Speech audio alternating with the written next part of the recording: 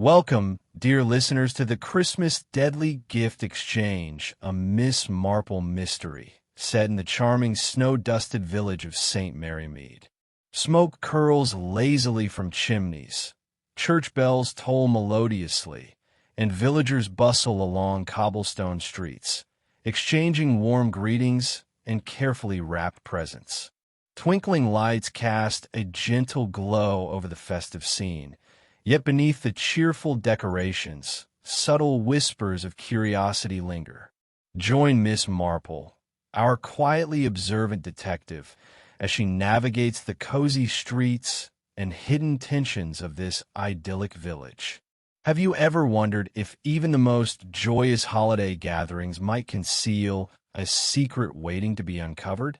The village hall of St. Mary Mead was alive with cheerful chatter, the warm glow of gas lamps reflecting off polished wooden floors and sparkling tinsel. The air was rich with the scent of mince pies and roasting chestnuts, mingling with the faint aroma of pine from the garland-draped pillars.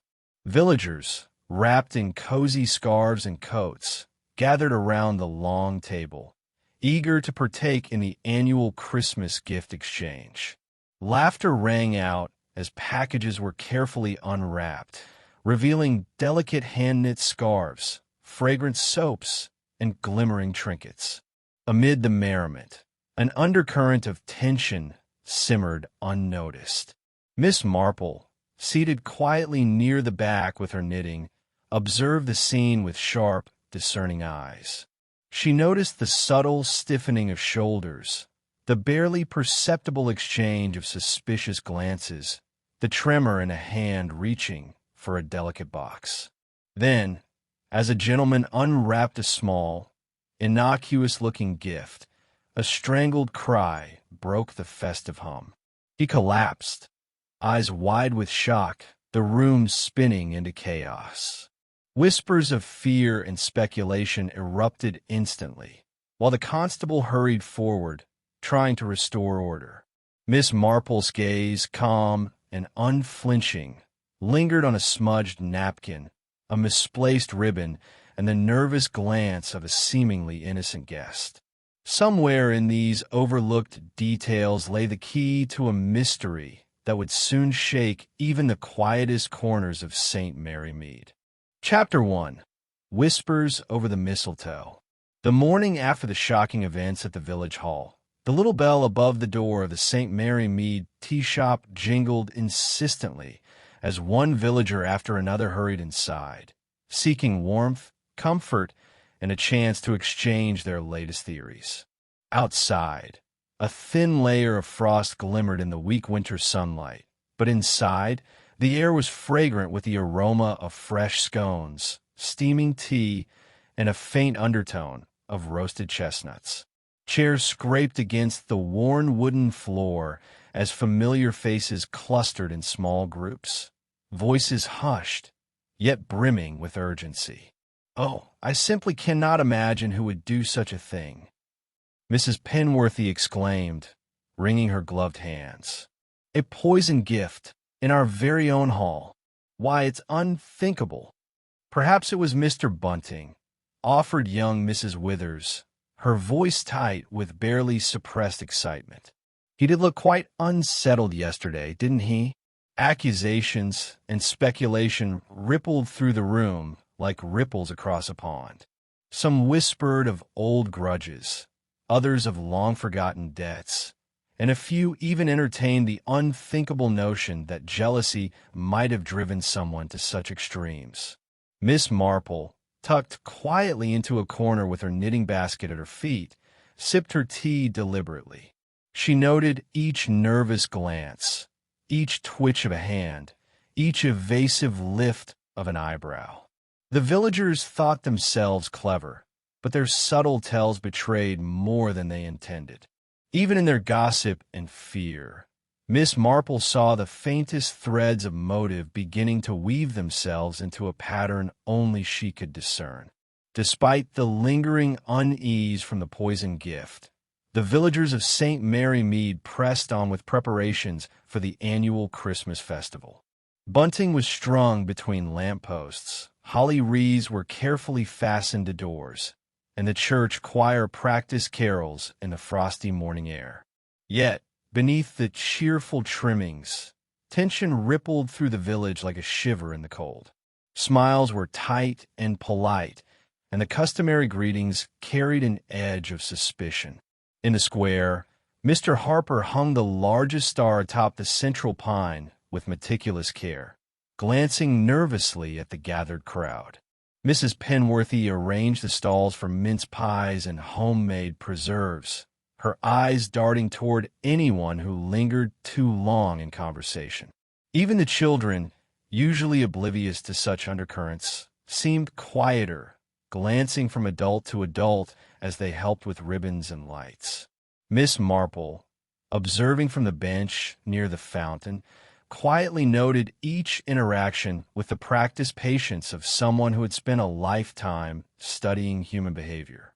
The tense smiles, the quick withdrawals of gaze, the sudden bursts of laughter, all reminded her of other gatherings she had attended over the years, where festivity concealed friction, and the smallest incident could reveal hidden rivalries. She sipped her tea, her mind already piecing together the subtle signs, aware that the calm veneer of the village was far thinner than it appeared. Even the joyous festival preparations carried the shadow of the recent tragedy, and Miss Marple's sharp eyes missed nothing. By mid-afternoon, the initial tumult of the village had begun to settle. The frantic whispers and hurried movements that had dominated the morning gave way to a more subdued, almost measured rhythm. Shops reopened their doors, though proprietors kept a wary eye on their customers, and the scent of baked goods mingled uneasily with the crisp winter air. From the window of the little tea shop, one could see villagers strolling past, their coats buttoned tightly and scarves pulled high, faces painted with polite composure, but eyes betraying lingering doubt. Inside, small clusters of neighbors gathered around tables, sipping hot tea and nibbling on mince pies. Yet conversation was careful, almost coded. Mrs. Farnsworth leaned close to her friend and murmured about an overheard remark at the hall, while Mr. Beecham's hands drummed lightly against the teacup, his gaze flicking to the doorway, as if anticipating an unwelcome arrival. In every corner, subtle glances, half-smiles, and whispered conjectures revealed more than the words themselves. Miss Marple, sitting quietly near the window, observed it all with a gentle but keen attention.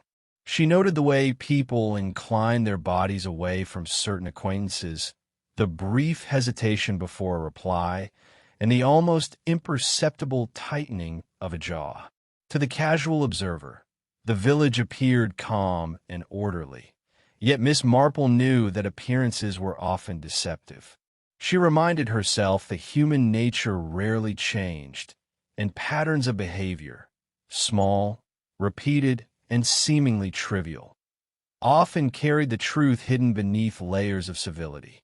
As she watched the villagers sip their tea and exchange glances, she silently catalogued each nuance, knowing that within this uneasy calm, the threads of motive and opportunity were quietly revealing themselves, ready to be woven into the larger tapestry of the mystery. As the afternoon light softened through frost-lined windows, Miss Marple's sharp eyes wandered over the remnants of the previous evening's festivities. The long table in the village hall had been cleared, yet here and there lay small traces that seemed trivial to most. A napkin slightly crumpled, a ribbon caught in a chair leg, and a scattering of gift tags. One particular tag caught her attention, a delicate piece of card, smudged with ink as though the writer's hand had trembled in haste or nervousness. The name written upon it was partially obscured, leaving an unsettling ambiguity. Nearby, tucked beneath the hem of a tablecloth, she spotted a finely embroidered handkerchief that did not belong to the deceased. Its soft linen bore an unfamiliar monogram, and a faint trace of perfume lingered upon it. Miss Marple's mind began turning over possibilities. Such minor details, often dismissed as inconsequential by those too eager to settle on an obvious culprit, could conceal a story that others had overlooked. She noted the subtle displacement of objects and the barely perceptible marks that suggested more than carelessness. These observations were catalogued carefully in her mind, filed away like threads of silk in a neat drawer, each one potentially pivotal. To anyone else, they were trifles. To Miss Marple, they were the beginnings of a map, a guide that might one day reveal the path to truth. In her quiet, methodical way, she understood that even the smallest clue could unravel the most carefully hidden secret. Chapter 2. Clues Beneath the Tinsel. The next morning, with the sun casting a pale winter light over St. Mary Mead, Miss Marple wrapped herself in a warm shawl and made her way back to the village hall. The festive decorations had been hastily rearranged, as if the villagers sought to reclaim normalcy after the shocking events of the previous evening. Yet to Miss Marple, nothing was quite as it seemed. Every chair, every table, every scrap of wrapping held a story waiting to be uncovered. She began at the long table where the poisoned gift had been unwrapped. The tablecloth, though freshly laundered, carried faint indentations where glasses had been placed, crumbs from pastries, and the subtle smudge of ink from hastily scribbled tags. Miss Marple's eyes lingered on the tag itself, noting the slant of the letters, the irregular pressure of the pen, and a loop that seemed slightly too large for the careful handwriting of the supposed giver. It was a small inconsistency, barely noticeable, but to her it hinted at nervousness, perhaps even deceit. As she inhaled gently, a faint scent of lavender mingled with a lingering aroma of tea and pastry, a fragrance not typical of the hall and certainly not of the deceased. Miss Marple crouched to examine the discarded wrappings, her fingers brushing lightly over torn edges, noting folds and creases that suggested the gifts had been handled more than one might expect for casual exchange. Each small detail, trivial to others, began to take shape in her mind like a puzzle. The handwriting, the scent, the placement of objects, they were clues, threads of a tapestry only experience could decipher. Miss Marple felt the familiar thrill of anticipation. The answers were hidden in plain sight, waiting patiently for the careful eye that knew where to look. The stage was quietly set, and the mystery whispered its secrets to her alone. Later that afternoon, the village tea room offered a refuge from the crisp winter air, its fire crackling warmly and casting flickering shadows on the polished wooden panels. Miss Marple settled herself into her usual corner chair, her knitting basket resting on her lap, and sipped her tea slowly, inviting the villagers to join her in casual conversation. One by one, neighbors drifted over, eager to discuss the shocking events of the night before. Their voices were animated, their eyes bright with curiosity, yet none suspected that the quiet elderly lady before them was listening for more than idle chatter. "Where were you when it happened?" Miss Marple asked gently of Mr. Pritchard, who had brought the fateful gift. He fidgeted, clearing his throat, and recounted his actions in vague terms, his gaze flicking repeatedly toward the window. Mrs. Withers, eager to assert her own importance in the village's affairs, added a flurry of detail that conflicted slightly with Mr. Pritchard's version.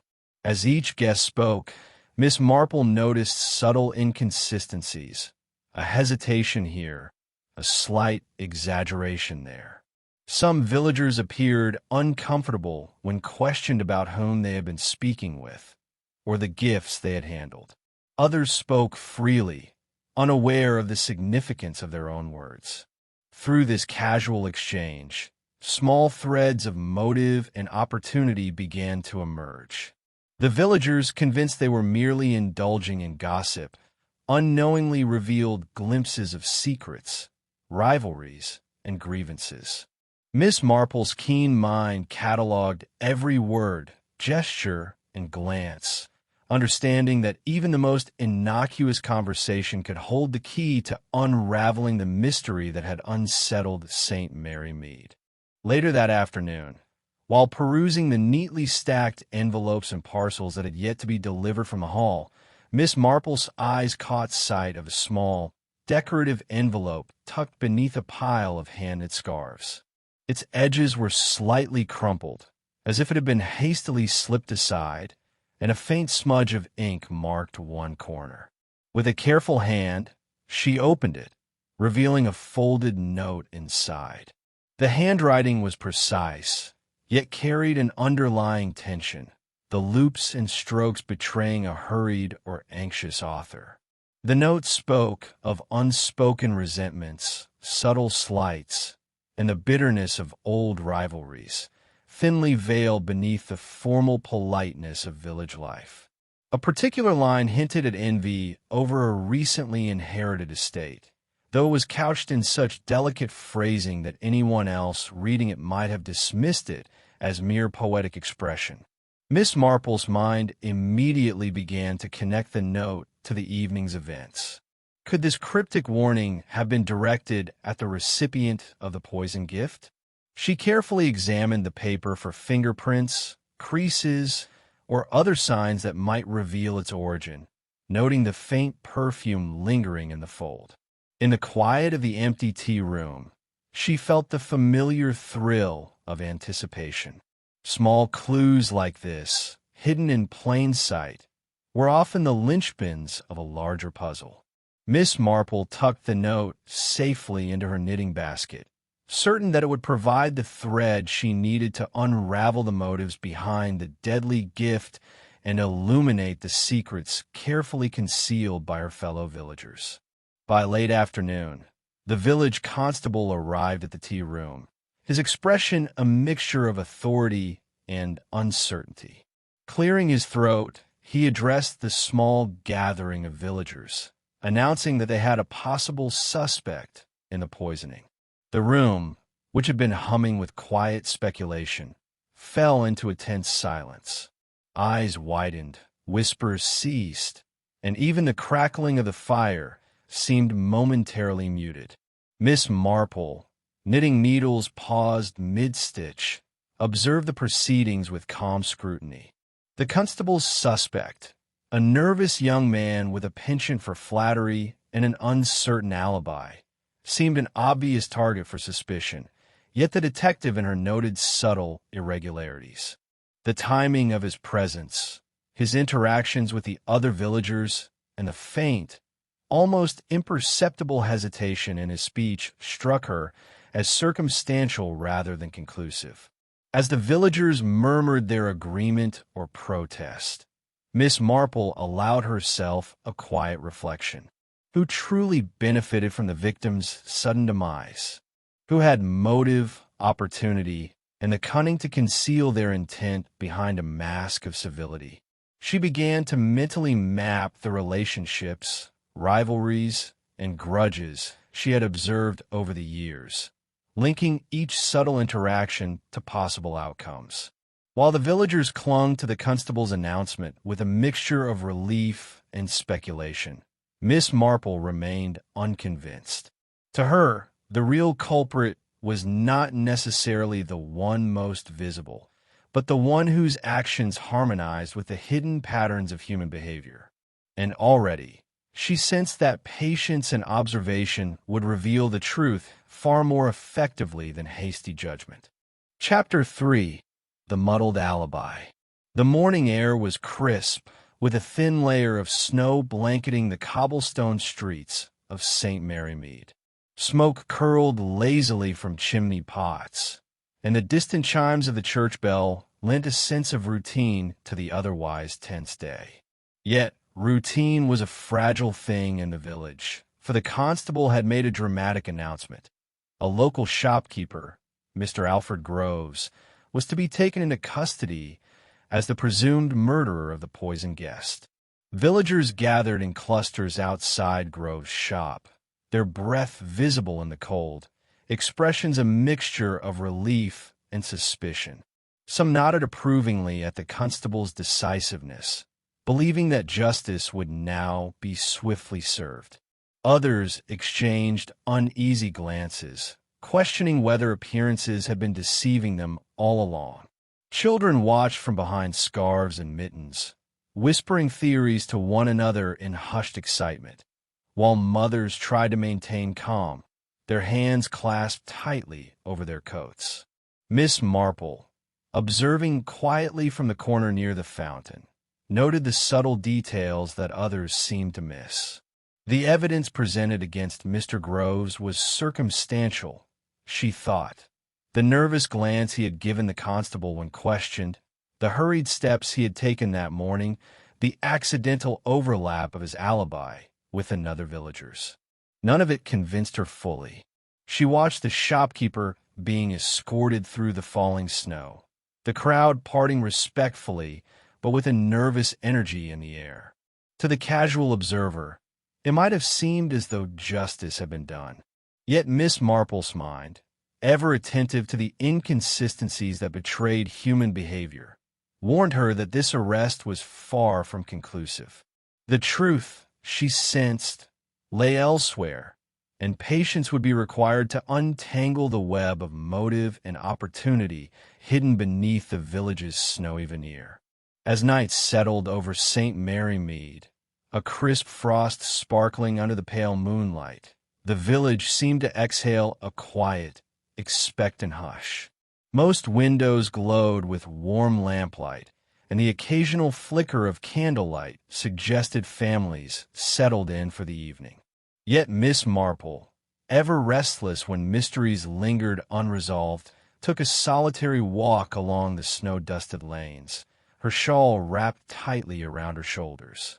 Her eyes, sharp despite her years, immediately caught faint footprints leading away from the village hall, tracks that had gone unnoticed by the constable and his assistants. Some were small and light, as though belonging to someone cautious and nimble. Others were heavier, pressed deeply into the snow, betraying a hurried departure. She followed the trail discreetly, noting its twists and pauses, and realized the movements told a story the official investigation had overlooked. A dimly lit window revealed a figure lingering, shifting from foot to foot, seemingly waiting for someone, or perhaps observing the same streets that Miss Marple herself now walked. The soft crunch of snow under her shoes echoed in the silence, yet the village seemed to whisper secrets to her alone. Every shadow, every muted sound, carried meaning: a dropped glove, a hastily closed curtain, a door slightly ajar. Miss Marple smiled faintly to herself, understanding that the night had a language all its own.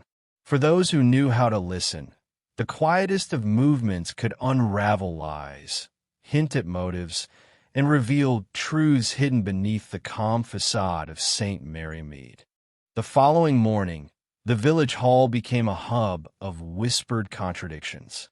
Neighbors, friends, and onlookers gathered to recount what they had seen and heard during the fateful Christmas gift exchange. Each account seemed certain and yet subtly at odds with the next. Mrs. Penworthy insisted she had seen Mr. Groves near the table just before the victim opened the poisoned gift, while Mr. Harper swore the shopkeeper had been arranging decorations in the far corner of the hall at precisely the same moment. The constable, brow furrowed and pen poised, struggled to reconcile these conflicting statements. He scratched notes onto a pad, muttering half to himself, half to the villagers as tensions began to rise. Frustration hung in the air like a tangible weight, and the room buzzed with uncertainty. Some witnesses became defensive, insisting on the accuracy of their recollections, while others hesitated, embarrassed to admit they might have been mistaken. Miss Marple, seated quietly in a corner with her knitting basket at her feet, observed every word, gesture, and pause. She noticed which details seemed rehearsed, which sentences carried an unnatural confidence, and which witnesses faltered under her gentle, probing questions. A tilt of the head, a fleeting glance toward a neighbor, or the subtle hesitation before answering revealed far more than the spoken words. By piecing together these inconsistencies, she began to separate truth from fabrication. While the constable wrestled with uncertainty, Miss Marple's patient attention to detail allowed her mind to map the labyrinth of human behavior, revealing the faint outlines of a story that would remain hidden from all others until she chose to reveal it. By mid-morning, a subtle shift had begun to ripple through the villagers of St. Mary Mead. The initial relief at the constable's arrest of Mr. Groves gave way to unease and whispered doubts. Over steaming cups of tea and trays of freshly baked scones, neighbors exchanged hushed remarks, questioning whether the shopkeeper could truly have been responsible for such a calculated act. Some pointed to inconsistencies they had observed. Others recalled fleeting moments of odd behavior from other guests that had been previously overlooked. Miss Marple, seated unobtrusively near the window, listened carefully to each remark, nodding gently to encourage further details. She offered quiet prompts, guiding conversations with the gentlest questions. Did anyone notice where Mrs. Withers was during the exchange? Or who else handled the gift before it reached the table? The villagers, eager to contribute, revealed observations and recollections that had seemed insignificant to the constable, but now began to form a subtle web of interactions and possible motives. The detective noted the hesitations, the sudden changes in tone, the glances exchanged across the room, small tells that betrayed hidden tensions. Each villager, without realizing it, supplied pieces of the larger puzzle. While the authorities focused on Mr. Groves, Miss Marple quietly built a mental map of the village's relationships, rivalries, and secrets. Patience and discretion were her allies. By encouraging the villagers to speak freely yet carefully, she gathered the threads that would soon lead her toward the real culprit, all while maintaining the calm, cozy facade of St. Mary Mead's afternoon tea. Chapter 4. Revelations by Candlelight. That evening, the village hall was quiet, its polished floors reflecting the gentle flicker of candlelight. The bustle of the day had faded, leaving only the soft rustle of curtains and the faint aroma of lingering pine. Miss Marple, wrapped in her shawl, made her way to the modest cottage of Mrs. Linton, an elderly neighbor whose memory stretched back decades and whose eyes had witnessed the subtle currents of St. Mary Mead's social life. As she settled near the hearth, the firelight dancing across the room, Mrs. Linton began to speak, her voice low and measured. She recounted incidents from years past, minor slights and subtle rivalries that had never surfaced in polite conversation. The bitter tension between families over property, the quiet resentment of a neighbor passed over for a village committee, the whispered criticisms that had long simmered beneath the veneer of cordiality. All these details emerged, carefully woven into the fabric of the village's history. Miss Marple listened intently, nodding and asking gentle questions that encouraged elaboration. Every story, every anecdote, seemed to illuminate the present mystery, casting shadows over the otherwise cheerful facade of the Christmas festival. A gift that appeared innocent, a glance that seemed casual, or a word spoken too lightly could, she realized, carry the weight of these long-buried grievances. By the time she rose to leave, Miss Marple's mind was already connecting these past rivalries to the current events. Under the soft glow of candlelight, secrets long hidden in St. Mary Mead were surfacing, each one a potential key to understanding the motives behind the poisoned gift. As Miss Marple walked back through the frost-kissed streets of St. Mary Mead, the flickering glow of lanterns guiding her way, her mind replayed the details shared by Mrs. Linton. The elderly neighbor's recollections had brought long-forgotten tensions to light, and Miss Marple began to consider how these hidden dynamics might connect to the recent tragedy. Beneath the outward cheer of the village's Christmas celebrations, human desires and grievances stirred quietly, shaping behaviors in ways that others failed to notice. Financial pressures were immediately evident. Some villagers had recently faced dwindling fortunes or unwise investments, and the timing of the gift exchange, an event that could bestow favors or slight acquaintances, might have provided a tempting opportunity for someone desperate. Then there were matters of the heart. Unrequited affections and secret romantic entanglements created currents of jealousy that simmered beneath the polite greetings and cheerful laughter. Miss Marple recalled a subtle glance exchanged during the tea-room conversations, a fleeting gesture that hinted at resentments or disappointment long buried. Professional envy, too, could not be overlooked. Certain villagers prided themselves on their social standing, business acumen, or artistic skill, and the poisoned gift might have been a calculated attempt to humble, intimidate, or exact retribution upon someone perceived as more fortunate or accomplished. Miss Marple methodically connected these hidden desires to the timing and nature of the deadly exchange. Every clue, the smudged gift tag, the handkerchief, the cryptic note, now suggested a web of motive extending beyond the immediate act. In the quiet streets, illuminated by lantern glow, she sensed the puzzle pieces beginning to fit together. The intricate interplay of envy, love, and desperation had set the stage for tragedy, and only careful observation would reveal which desire had turned deadly. The next morning, Miss Marple received an unexpected visit from Mrs. Caldwell, the vicar's housekeeper, who appeared flushed with concern.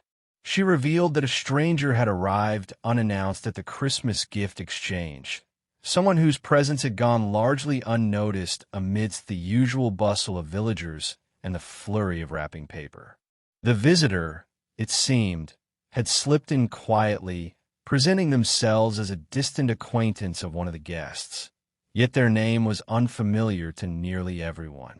Miss Marple listened attentively, her fingers tightening slightly around the edge of her shawl. This previously overlooked figure immediately suggested new possibilities. If the stranger had mingled unnoticed, handled gifts, or observed the room's dynamics, they could have introduced the deadly element without arousing suspicion. The villagers' focus on familiar faces, the shopkeeper, the well-known families, and the obvious rivalries, had blinded them to someone entirely outside their usual circles. The detective pondered the implications. How often, she reflected, did danger arrive under the guise of polite civility, quietly woven into a tapestry of normalcy?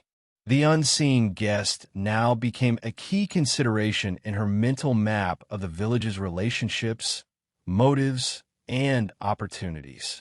Miss Marple made a mental note to investigate further, recalling every detail of the stranger's movements and demeanor as described by Mrs. Caldwell. In the delicate interplay of human behavior and circumstance, this new revelation cast a fresh light on the mystery. The threads of the deadly gift were far more intricate than anyone had imagined, and the true culprit might yet be hiding in plain sight. By late afternoon, Miss Marple sat quietly in her favorite corner of the tea room, the soft glow of lantern light reflecting off her knitting basket. She reviewed the threads of information gathered over the past days: the smudged gift tag, the misplaced handkerchief, the cryptic note, and the presence of the unannounced visitor. Each detail, seemingly minor on its own, now began to interlock in her mind, forming a subtle but coherent pattern. Financial pressures, jealousies, hidden romances, and rivalries. The underlying tensions of St. Mary Mead were now illuminated through the prism of the poisoned gift. Miss Marple traced connections between gestures, glances, and overheard words, noticing how the timing of each action fit together like pieces of a carefully arranged puzzle. She observed the villagers bustling about, oblivious to the intricate web that only she could see, their gossip and chatter masking the deeper truths lying beneath. Her thoughts circled back to the stranger who had entered the hall unnoticed, and to the small inconsistencies and alibis she had catalogued over conversations by the fire. Even the seemingly trivial details, which had been dismissed by the constable and the wider village, now carried significance. As the audience listens, the tension grows, for each revelation hints at motives, opportunities, and hidden resentments converging toward a single, inevitable outcome. The pieces of the mystery are aligning in Miss Marple's mind, and with each new observation, the shadow of the true culprit grows clearer, leaving the villagers and the listeners on the edge of anticipation for what comes next. Chapter 5. A Frosted Twist. The morning air of St. Mary Mead was sharp and crisp, carrying the faint scent of pine from the towering Christmas tree in the village square. Villagers bustled about, stringing garlands, arranging holly, and preparing for the grand Christmas feast. There was a nervous energy in the air, a residual tension from the earlier tragedy that made every movement and every exchange feel heightened, delicate, as though the smallest misstep might unravel the fragile piece. Just as the villagers gathered around the festively decorated table to examine the neatly wrapped gifts for the feast, a sudden commotion shattered the tentative calm. Young Mr. Langford, the baker's apprentice, had unwrapped a small package containing a sweet treat, only to find himself coughing and clutching his throat in alarm. Panic erupted instantly. Some villagers rushed forward to help, while others backed away, their faces pale and eyes wide with fear. The constable arrived hurriedly, his expression a mix of concern and frustration. He demanded to know what had occurred and instructed everyone to remain calm. Yet the anxiety in the hall was palpable. Whispers spread like wildfire. Had someone sent another poison gift? Was this part of a larger scheme? Could the initial incident have been a mere prelude to something far more sinister? Miss Marple, however, observed quietly from the corner, her knitting untouched. She noted the erratic reactions of the villagers, the precise handling of the package, and the minor clues that hinted at an accidental cause rather than deliberate malice. To her, the panic, though justified, carried a lesson. Appearances could mislead, and even the most alarming incidents demanded careful, deliberate scrutiny before conclusions could be drawn. As the villagers recovered from the sudden scare, Miss Marple quietly began to consider the implications. The second incident, though minor, could not be dismissed as mere coincidence. She retraced the movements of the gifts, the hands that had handled them, and the reactions of those present. Slowly, a pattern emerged, linking the two events in subtle yet unmistakable ways. Miss Marple noticed that the second gift, like the first, had been touched by the same gloved hands that had passed through the hall during the initial exchange. The cryptic note discovered earlier seemed to echo in both scenarios, hinting at an individual aware of the village's underlying tensions and capable of exploiting them.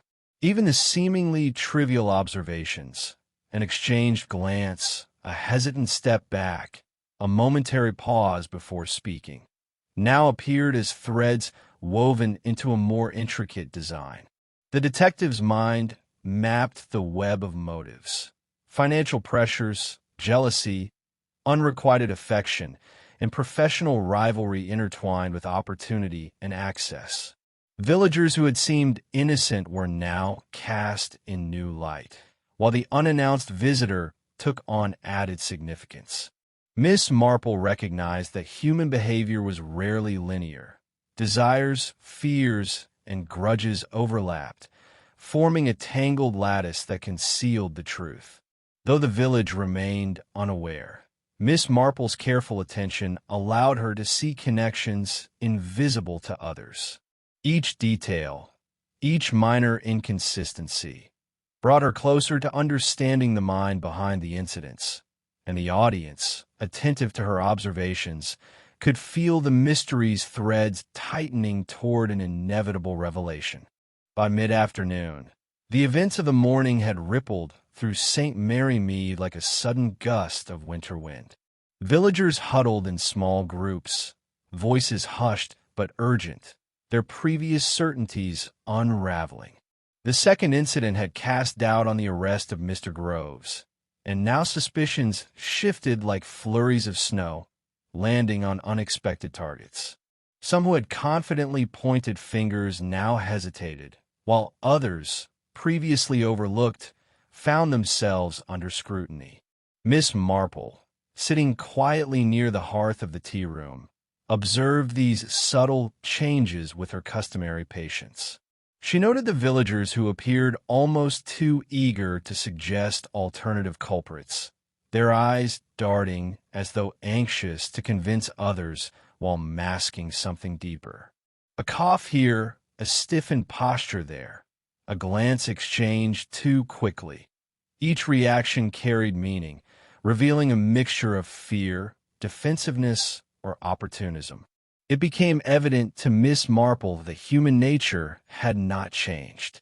Those with motive often sought to redirect attention, while the innocent attempted to remain unnoticed, their quiet demeanor misinterpreted as indifference or guilt. The villagers, caught between fear and curiosity, unwittingly revealed more about themselves than about the true perpetrator. As the tea cooled in delicate cups and the fire crackled softly in the hearth, Miss Marple's mind pieced together these behavioral clues. The shifting suspicions were more than mere gossip. They were a reflection of hidden truths and desires. And in observing them, she inched closer to understanding who had truly orchestrated the deadly gift exchange.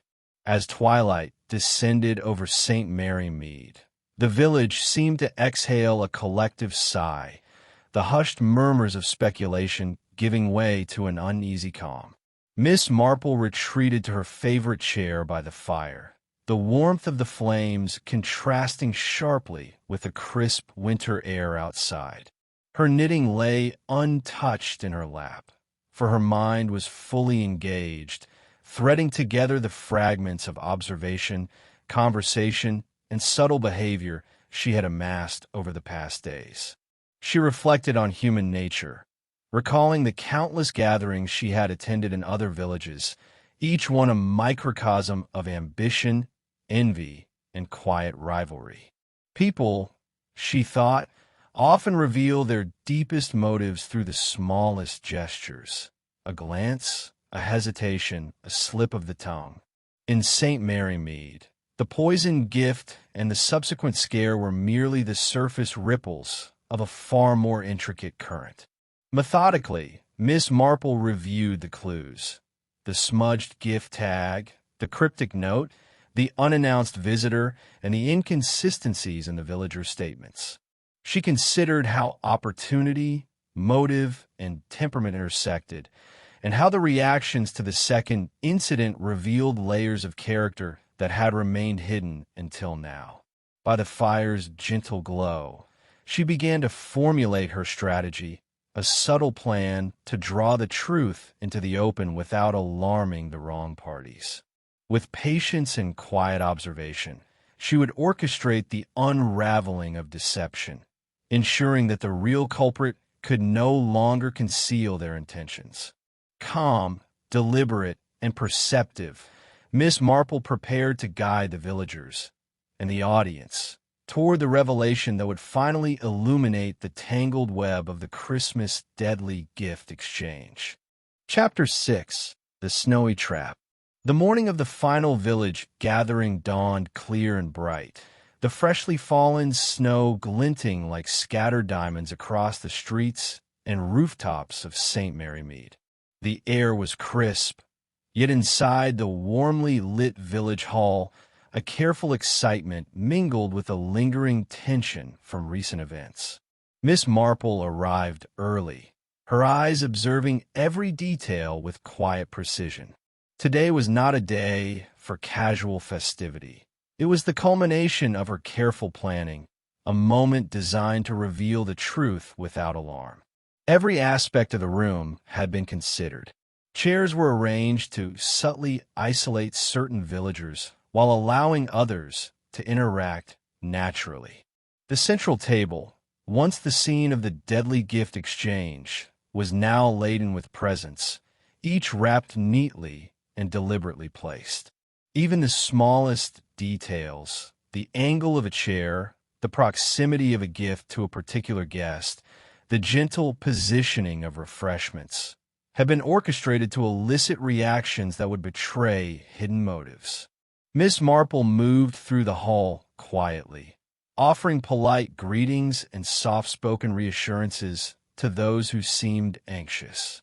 She encouraged the villagers to relax, to enjoy the final seasonal gathering, all the while noting their subtle gestures, their glances, and the small signs of unease that hinted at deeper truths.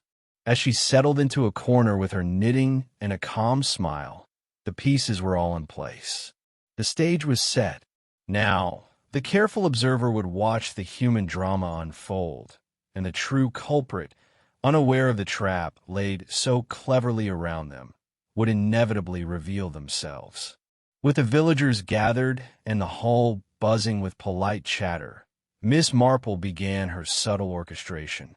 She moved quietly among the groups, offering gentle conversation and carefully timed questions that seemed casual, yet were designed to probe, to unsettle, and to reveal truths hidden beneath courteous smiles. Her tone was warm, her questions innocuous in appearance, but to the astute listener, they carried a weight that could not be ignored. "Did anyone notice how gifts were being passed around last night?" she asked lightly, as she addressed a group clustered near the fireplace.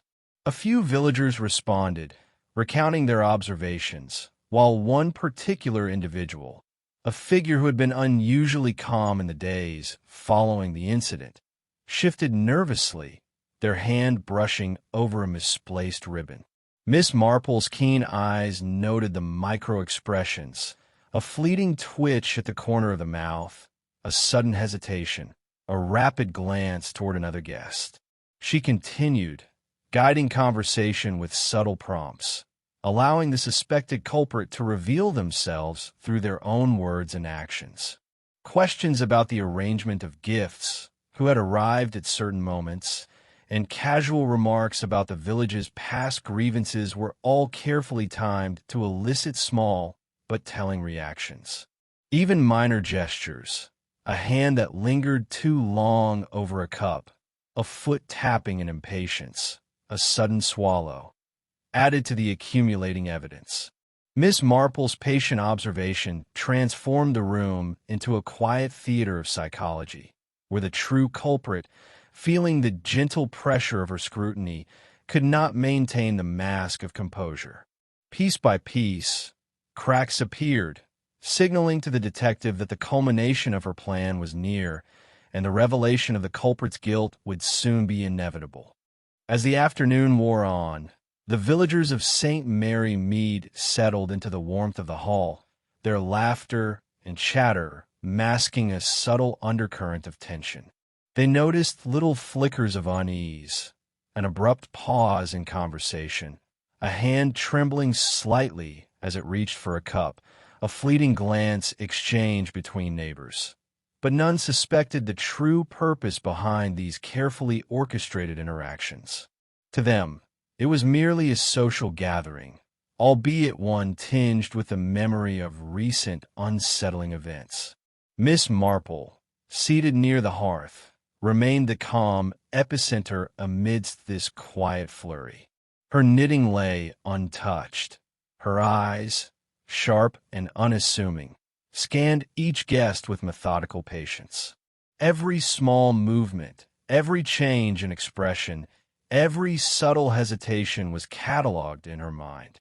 The slightest alteration in posture, a brief tightening of the jaw, or the way someone avoided eye contact provided her with invaluable insight into hidden thoughts and guilty conscience. She observed as certain villagers leaned forward eagerly, while others withdrew subtly, their behaviors betraying unease despite outward composure.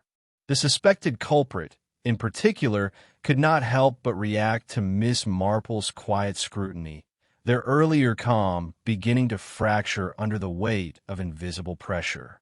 Though the villagers remained unaware of the detective's design, the tension in the room grew palpable, drawing them in without comprehension.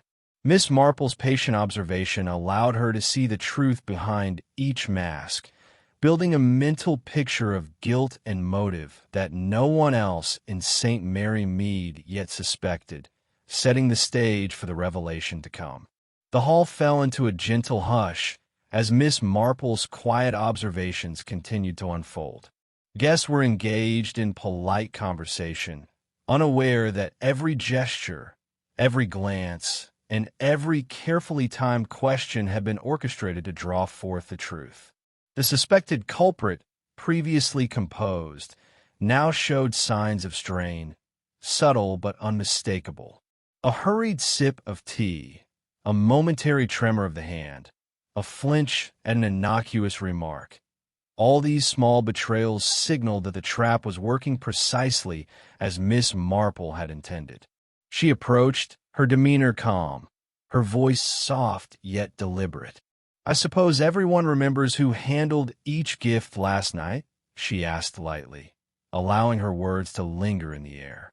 The culprit, caught off guard by the gentle scrutiny, faltered in response, their carefully maintained composure cracking. Eyes darted, explanations stumbled, and the carefully constructed alibi began to unravel in the quiet heat of observation. Miss Marple, with nothing more than patience and perception, guided the room to understanding. The other villagers, noticing the shift, began to piece together the truth alongside her, though they remained unaware of the subtle strategy she had employed. There was no confrontation, no dramatic accusation, just the unmasking of a deception laid bare by the natural course of human behavior and Miss Marple's keen insight. By the time the moment settled, the culprit's guilt was undeniable. The quiet triumph was hers alone, achieved through observation, intuition, and a delicate understanding of the intricate web of motives that had led to the deadly gift exchange. Chapter 7. The Unwrapping of Truth. As the late afternoon sunlight streamed through the frost-laced windows of the village hall, Miss Marple invited the villagers to gather around the central table. There was no sense of accusation in her voice, only the calm authority of one who had quietly observed, pieced together, and now sought to illuminate the truth. Guests settled into their seats, curiosity mingled with lingering apprehension, as she began to unravel the events of the Christmas gift exchange. "My dear friends," she started softly, "I know this season has been clouded by fear and uncertainty. Yet every incident, every gesture, every overlooked detail has a purpose in telling the story of what occurred." She gestured toward the neatly wrapped gifts on the table. Let us consider the first poison package. Its tag was smudged, indicating it had been handled differently from the others. The handkerchief found nearby, the faint scent in the air, and the cryptic note, all these pointed to someone familiar with both the victims and the nuances of our village. The villagers leaned forward, listening intently as Miss Marple outlined the sequence of events. She explained the minor inconsistencies and alibis, the unannounced visitor who had entered unnoticed, and the subtle reactions observed during tea and by the fire. Every nervous glance, every hesitation, every carefully hidden grievance now made sense in the context of motive and opportunity. Through careful observation, she continued, one sees that the true culprit is not always the most obvious suspect. By watching human behavior, the small tells, the gestures, the shifting attention, one can discern the patterns that reveal intention. And so, piece by piece, the mystery of the deadly gift has been laid bare. The villagers nodded, some murmuring in surprise, as Miss Marple's explanation tied together the threads of fear, envy, and opportunity that had ensnared their community in a web of intrigue. Miss Marple paused, allowing the gathered villagers a moment to absorb the broader picture before delving into the specifics of the culprit's actions. Her voice remained calm and measured, yet every word carried the weight of insight gleaned from careful observation. Now, let us consider why this tragedy occurred, she began, and who had the means and the opportunity to carry it out. She explained that the culprit had been motivated by a mixture of envy and personal grievance, long buried beneath polite conversation and festive smiles. Financial pressures, a perceived slight, and simmering resentment converged in the mind of the guilty party, turning a seemingly harmless tradition into a vehicle for vengeance. Miss Marple highlighted the deliberate timing of the gift exchange, the choice of package, and the subtle manipulation of events to ensure that the victim would be isolated at the critical moment. The villagers listened with wide eyes as she revealed how the method had been both clever and calculated. The poison treat was concealed in a way that seemed innocuous, relying on the recipient's trust and the festive distraction of wrapping and chatter. Every detail, she pointed out, was designed to exploit human predictability, from social habits to the unspoken deference to authority. Gasps and murmurs rippled through the hall as the villagers realized the intricacy of the plot. The subtlety of the actions, the careful orchestration, and the psychological insight required to carry it out left them astonished. In Miss Marple's hands, what had seemed like chaos now revealed itself as a precise, deliberate crime, illuminated by her profound understanding of human behavior. A gentle hush fell over the village hall as Miss Marple concluded her explanation. The room, once alive with nervous energy and speculative whispers, now seemed suspended in contemplative silence. Villagers exchanged glances, their expressions a mixture of astonishment, relief, and a dawning awareness of just how close the deadly incident had come to escaping detection. Some shook their heads slowly, murmuring softly about how easily assumptions had led them astray. The certainty with which they had pointed fingers at Mr. Groves now seemed premature and, in some cases, unfair. Others sighed with relief, grateful that the true culprit had been unmasked before further harm could occur. Children, previously wide-eyed and anxious, now listened with curiosity, sensing that the tension in the room had lifted. Miss Marple watched these reactions with quiet satisfaction, recognizing that her methodical patience had not only revealed the truth, but also preserved the village's sense of decorum and calm. She reflected on how quickly fear and rumor could cloud judgment, and how vital careful observation, understanding of human nature, and gentle inquiry were in uncovering the truth.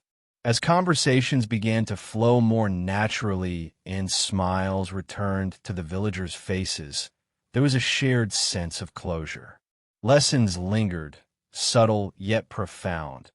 Appearances could be deceptive, motives often concealed, and the consequences of hasty judgments could be dire. St. Mary Mead, once again, felt the comforting rhythm of ordinary life, tempered by the wisdom gained from the events of a memorable and deadly Christmas. With the mystery now fully revealed, Miss Marple remained seated by the hearth, her expression gentle but intent. The villagers, though relieved, were still absorbing the depth of her insights. "My dear friends," she began softly, "it is remarkable how easily appearances can mislead. One must never underestimate the importance of careful observation, patience, and understanding of human nature. Often, what seems insignificant, a glance, a hesitation, a small gesture, can speak louder than words." She spoke not as an instructor, but as a fellow villager who had quietly noticed what others overlooked. The lesson was clear. Empathy and attentiveness were as vital in everyday life as in moments of crisis. Miss Marple reminded them that hasty judgments often led to error, while patience and consideration allowed the truth to emerge naturally.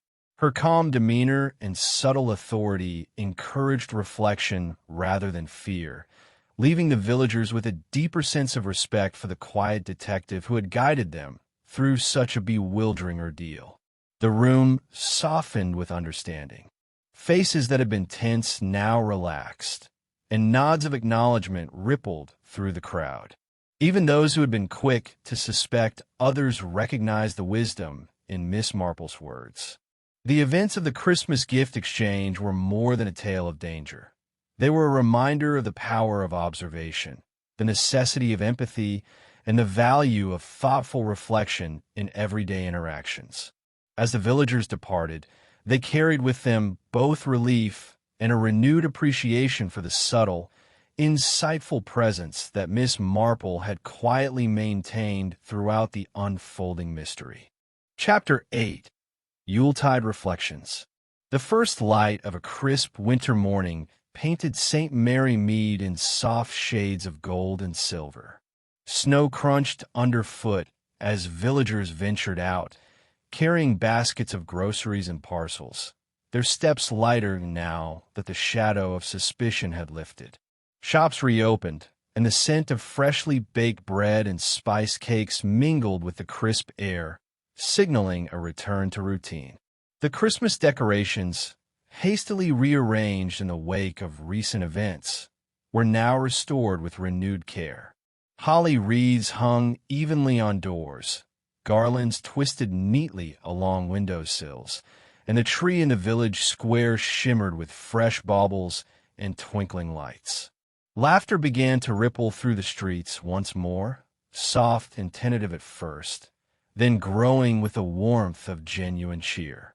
Children skated along the frozen pond, their red scarves bobbing like joyful flames against the white landscape, while parents exchanged greetings and news with a sense of relief. The bustle of daily life, once shadowed by fear and speculation, now resumed its gentle, predictable rhythm. Meanwhile, Miss Marple remained at her cottage, tending to her quiet routines.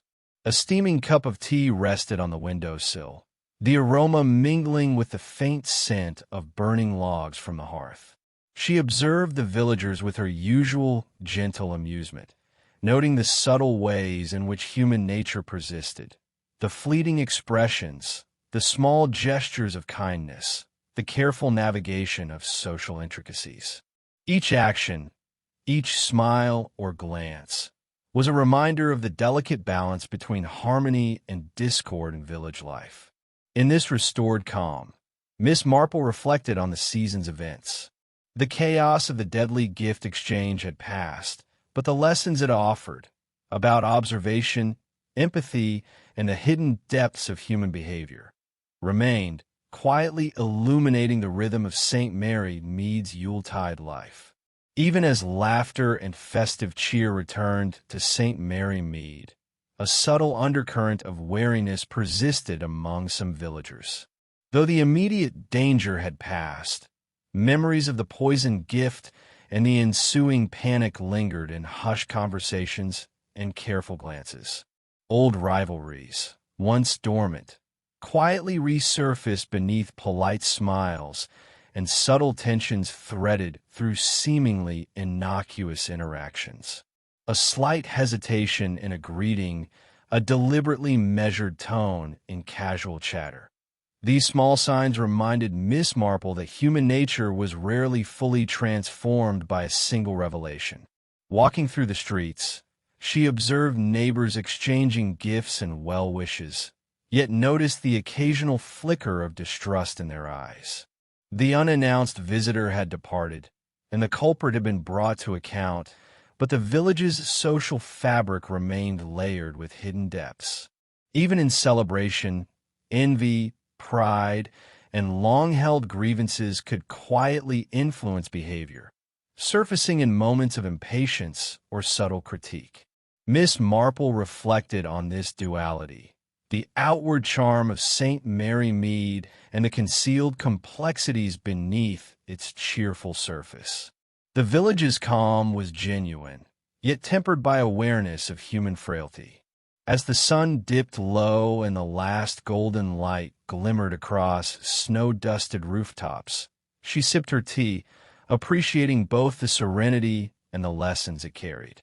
In this reflective ending, the story emphasizes that while peace may return, the intricate dance of appearances and secrets endures, a gentle reminder that even the most idyllic communities harbor hidden truths, waiting to be discerned by those who observe with care.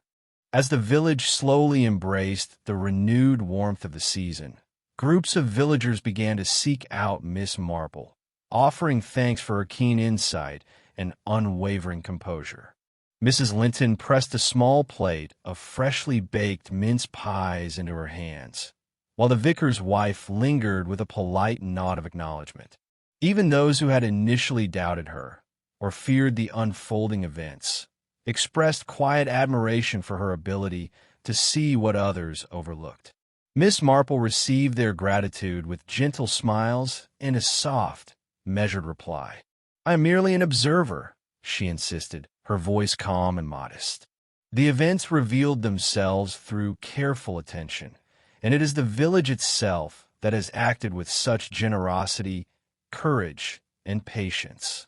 She declined any form of public recognition, preferring the quiet satisfaction of understanding human nature and ensuring justice was served.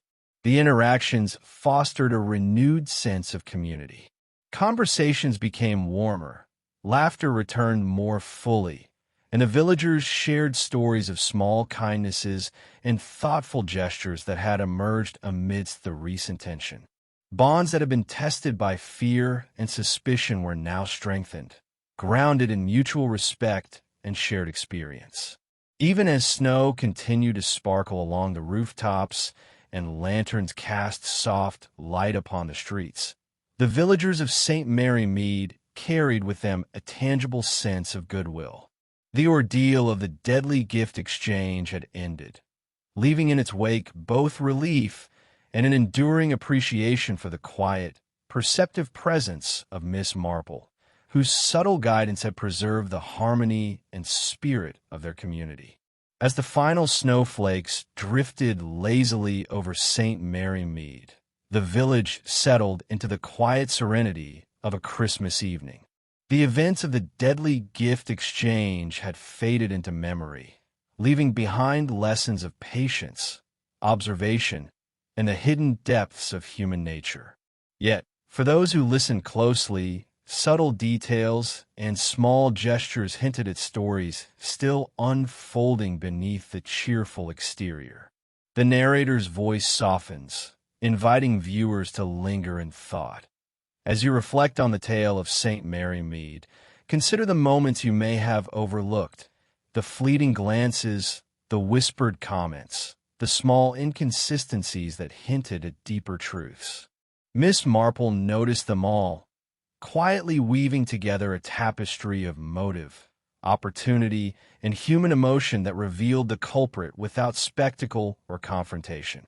A gentle smile seems to linger in the air as the narration continues, teasing the imagination. Even in the most charming villages, secrets dwell behind polished doors and festive decorations. Perhaps you, too, might see them if you look closely enough.